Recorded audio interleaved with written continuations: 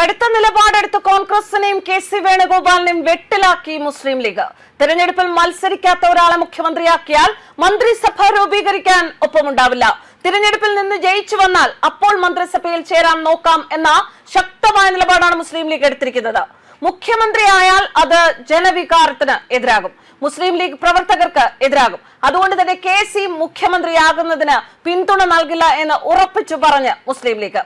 കേരള മുഖ്യമന്ത്രി സ്ഥാനത്തെ ചൊല്ലി കോൺഗ്രസിനുള്ളിൽ പ്രതിസന്ധിയാണ്. ഇത് സംസ്ഥാനത്തെ ഏറ്റവും വലിയ സഖ്യകക്ഷിയായ ഇന്ത്യൻ യൂണിയൻ മുസ്ലിം ലീഗിനെ പ്രകോപിപ്പിച്ചിട്ടുണ്ട്. കൂടുതൽ കാലതാമസം വരുന്നത് ഗുരുതരമായ രാഷ്ട്രീയ പ്രത്യാഘാതങ്ങൾ ഉണ്ടാക്കുമെന്ന് പരോക്ഷമായെങ്കിലും കഴിഞ്ഞ ദിവസം അവർ വ്യക്തമായ മുന്നറിയിപ്പ് നൽകിയിരുന്നു. Congress general secretary K C. വേണുഗോപാലും സ്ഥാനമൊഴിയുന്ന നിയമസഭാ പ്രതിപക്ഷ നേതാവ് വി.ഡി. സതീശനുമാണ് ഈ സ്ഥാനത്തേക്കുള്ള പ്രധാന മത്സരാർത്ഥികൾ. പാർട്ടി വർഷങ്ങളായി ഏറ്റവും വലിയ തിരഞ്ഞെടുപ്പ് വിജയങ്ങളിലേക്ക് നയിച്ചതിൽ സതീശന്റെ പങ്കെടുത്ത് കാണിച്ചുകൊണ്ട് IUML പരസ്യമായി അദ്ദേഹത്തെ പിന്തുണച്ചിട്ടുണ്ടായിരുന്നു. 40-ലധികം MLA-മാരുടെ പിന്തുണ വേണുഗോപാലിനുണ്ട് എന്ന റിപ്പോർട്ടുകളുണ്ട്. പക്ഷെ പൊതുജന വികാരം സതീശന് അനുകൂലമാണ് എന്ന് മുസ്ലിം ലീഗ് പറയുന്നു. വേണുഗോപാലിന് നേരിയ മുൻതൂക്കം ലഭിച്ചേക്കാം എന്ന് മാധ്യമ റിപ്പോർട്ടുകൾ സൂചിപ്പിക്കുന്നുണ്ട്. ചൊവ്വാഴ്ച സംസ്ഥാന നേതാക്കളുമായി വിശാലമായ കൂടിയാലോചനകൾ നടത്താൻ കോൺഗ്രസ് ഹൈക്കമാൻഡ് പദ്ധതിയിടുന്നു. കൂടുതൽ ചർച്ചകൾക്കായി കോൺഗ്രസ് പ്രസിഡന്റ് മല്ലികാർജ്ജുൻ ഖാർഗെയും മുതിർന്ന നേതാവ് രാഹുൽ ഗാന്ധിയും കേരളത്തിൽ നിന്നുള്ള നിരവധി മുതിർന്ന നേതാക്കളെ ഡൽഹിയിലേക്ക് വിളിപ്പിച്ചിട്ടുണ്ട്. പാർട്ടിയിലെ മുതിർന്ന നേതാക്കളെയും മുൻ KPCC മേധാവികളെയും ഉൾപ്പെടെ കഴിഞ്ഞ ആഴ്ച തിരുവനന്തപുരത്ത് AICC നിരീക്ഷകരുമായി നടത്തിയ കൂടിക്കാഴ്ചയിൽ സതീശന്റെ പ്രചാരണവും നേതൃത്വവും UDF-ന്റെ ഉജ്ജ്വല വിജയത്തിൽ നിർണായക പങ്ക് വഹിച്ചതായും മുതിർന്ന മുസ്ലിം നേതാക്കൾ ഊന്നിപ്പറഞ്ഞിരുന്നതായും റിപ്പോർട്ടുണ്ട്.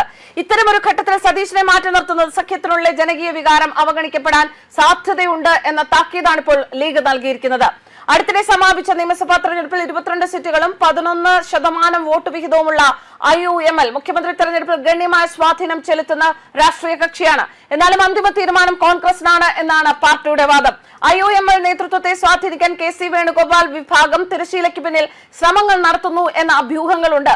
UDF-ന്റെ വിജയം ഉറപ്പാക്കാൻ വേണുഗോപാലിന്റെ സംഘടനാപരവും സാമ്പത്തികവുമായ സംഭാവനകൾ കണക്കിലെടുക്കും. അദ്ദേഹത്തെ പിന്തുണയ്ക്കണോ വേണ്ടയോ എന്നതിനെ കുറിച്ച് ലീഗ് നേതൃത്വം തീവ്രമായ ചർച്ചകൾ നടത്തിയെന്നാണ് മാധ്യമ റിപ്പോർട്ടുകൾ സൂചിപ്പിക്കുന്നത്. എന്നാലും തിരഞ്ഞെടുപ്പ് ഫണ്ടിംഗ് പൊതുജന വികാരത്തെയും രാഷ്ട്രീയ സ്വീകാര്യതയും മറികടക്കാൻ കഴിയില്ല എന്ന് IUML സംസ്ഥാന പ്രസിഡന്റ് സാദിഖ് അലി ശിഹാബ് തങ്ങൾ വാദിച്ചു. ഹൈക്കമാൻഡ് ഒടുവിൽ വേണുഗോപാലിനെയാണ് തിരഞ്ഞെടുക്കുന്നത് എങ്കിൽ UDF-നുള്ളിൽ ശക്തമായ വോട്ടവകാശവും വിലപേശൽ ശക്തിയുമുള്ള നിർണായക പങ്കാളിയായ IUML കടുത്ത ഭാഷയിൽ പ്രതികരിക്കും എന്ന് തന്നെയാണ് ഈ ഒരു മുന്നറിയിപ്പിലൂടെ അവർ നൽകിയിരിക്കുന്ന സന്ദേശം.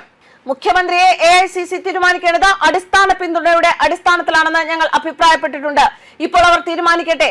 അവർ പ്രഖ്യാപിച്ചു കഴിഞ്ഞാൽ ഞങ്ങൾ വീണ്ടും അഭിപ്രായം പറയും എന്നാണ് IUML Kerala general secretary PAM സലാം പറഞ്ഞത്. എന്തായാലും മുഖ്യമന്ത്രി പ്രഖ്യാപനം വൈകുന്നതിൽ ഇതിന് കടുത്ത അതൃപ്തിയുണ്ട്. നീണ്ടു നിൽക്കുന്ന ഈ അനിശ്ചിതത്വം രാഷ്ട്രീയ പ്രത്യാഘാതങ്ങൾക്ക് ഇടയാക്കുമെന്ന മുന്നറിയിപ്പും നൽകിയിട്ടുണ്ട്.